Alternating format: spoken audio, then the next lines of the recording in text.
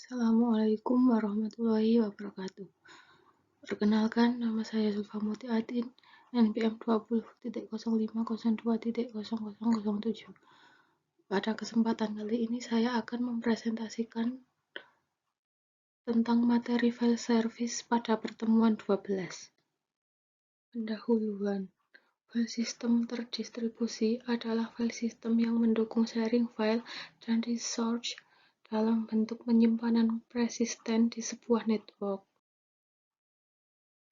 File server pertama kali di-develop pada tahun 1970 dan Sun NFS Network File System menjadi DFS pertama yang banyak digunakan setelah awal pemunculannya di tahun 1985. DFS yang terkenal selain NFS adalah AFS, Andrew File System, dan CIFS, Common Internet File System. Pengenalan file service. File service adalah suatu perincian atau pelayanan dari file system yang ditawarkan pada komputer klien. Suatu file server adalah implementasi dari file service dan berjalan pada satu atau lebih mesin. File itu berisi dari nama, data, dan atribut file seperti kepemilikan file, ukuran, waktu pembuatan file, dan hak file. Karakteristik dari file system. File system adalah bertanggung jawab untuk pengorganisasian, penyimpanan, pencarian, keterangan, penamaan, sharing atau pembagian, dan protection atau perlindungan dari file-file. File berisi dari dua bagian penting, yaitu data dan atribut. File system didesain untuk menyimpan dan mengatur banyak dan file besar file dengan fasilitas untuk membuat, memberi nama, dan menghapus file.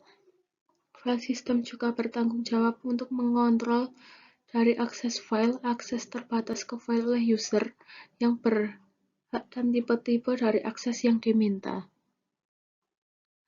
Atribut file. File adalah kumpulan informasi berkait yang diberi nama dan direkam pada penyimpanan sekunder. Atribut file terdiri dari satu, nama, merupakan satu-satunya informasi yang tetap dalam bentuk yang bisa dibaca oleh manusia. Kedua, tipe, dibutuhkan untuk sistem yang mendukung beberapa tipe berbeda. Ketiga, lokasi, merupakan pointer atau penunjuk ke device dan lokasi file pada device tersebut berada. Yang keempat, ukuran. Ukuran file pada saat itu, baik dalam byte maupun huruf ataupun blok. Yang kelima, proteksi. Informasi mengenai kontrol akses, misalnya siapa saja yang boleh membaca, menulis, dan mengeksekusi file. Yang keenam, waktu, tanggal, dan identifikasi pengguna.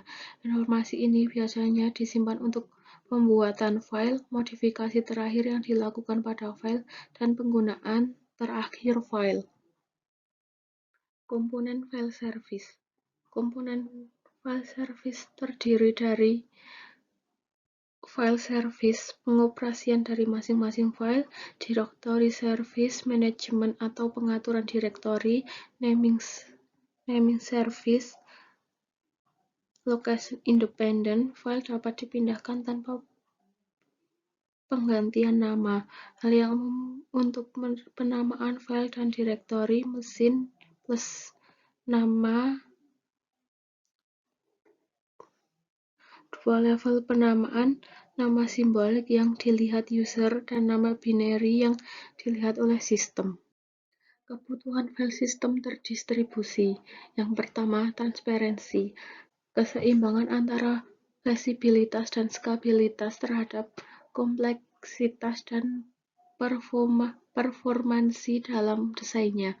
Yang kedua, concurrent file update, perubahan file serentak bersamaan antara file server dan klien. Kebanyakan arah sistem mengikuti standar Unix dalam memberikan pelayanan advisory atau mandatory file atau record file level logging. Ketiga, file replication.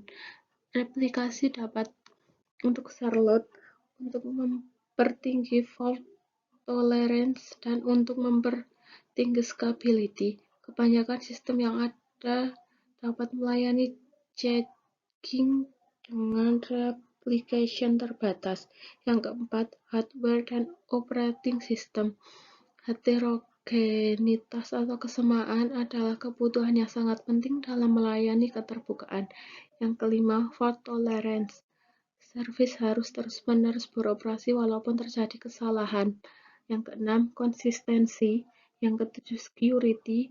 Semua sistem melayani mekanisme akses kontrol berbasis daftar akses kontrol. Yang terakhir, efisiensi. Sistem harus dapat melayani perbandingan performance apakah lebih baik atau tidak. Sekian presentasi dari saya. Apabila ada kurang lebihnya saya mohon maaf. Wassalamualaikum warahmatullahi wabarakatuh.